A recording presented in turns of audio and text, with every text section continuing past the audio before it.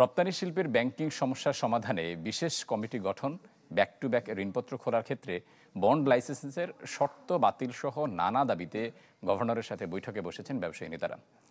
ব্যবসায়ীদের শীর্ষ সংগঠন এফবিসিসিআই, বিজেএমইএ, বিকেএমইএ, বিটিএমএম এর প্রতিনিধি সহ 14 সদস্যের প্রতিনিধি দল এই বৈঠকে অংশ নেন।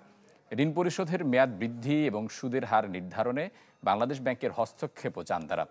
রপ্তানি উন্নয়ন তহবিল ইডিএফ পুনরায় চালুর দাবিও তাদের, যেখানে মোট স্থিতির 2% টাকা জমা দিয়ে খেলাপি ঋণ পুনঃ তফসিলে নীতিমালা জারি করেছে বাংলাদেশ ব্যাংক। ঋণ পরিশোধের সময় দেওয়া হয়েছে 10 বছর। ব্যবসায়ীরা বলছেন, সময় না বাড়ানো হলে সুবিধা নিয়েও অনেকে খেলাপি হয়ে যেতে পারে।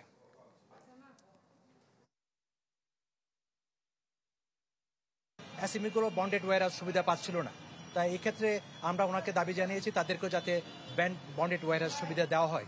ওই ক্ষেত্রে উনি এক্ষেত্রে সম্মতি প্রদান করেছেন এবং নির্দেশনা দিয়েছেন যে তারাও এই সুবিধাটা পাবে। প্রিশিপমেন্ট ক্রেডিটের ব্যাপারে আমাদের ইয়া ছিল যে আগে এটা 5,000 কোটি টাকা এবং 5% ছিল, আমরা এটা কমিয়ে আনার জন্য অনুরোধ জানিয়েছি এবং আপনার পিসি আপনার সেটার ক্ষেত্রে আমরা বলেছি যে এটা 7% ধরা আছে, এটা আরো কমিয়ে আনার জন্য।